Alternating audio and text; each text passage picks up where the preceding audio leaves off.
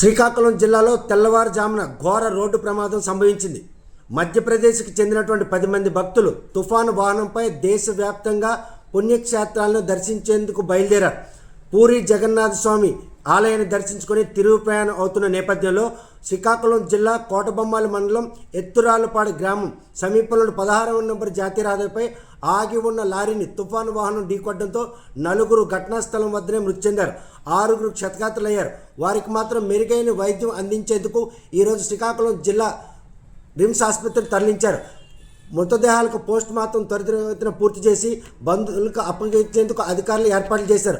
కాకపోతే ఆ ప్రమాదం జరగడానికి మాత్రం సర్వీస్ లారీ హైవే మీదకు వస్తున్న నేపథ్యంలో కుడివైపు నుండి కూడా బస్సు రావడంతో ప్రమాదం తప్పించుకునేందుకు ఎంత ప్రయత్నించే కూడాను వీలు కాకపోవడంతో ఈరోజు ప్రమాదం చోటు చేసుకుందని చెప్పి డ్రైవర్ చెబుతున్నారు. మరి ఈ విషయంపై లోతుగా దర్యాప్తు చేసిన పోలీసులు ఈ పూర్తి వివరాలు తెలియజేయాల్సి ఉంది.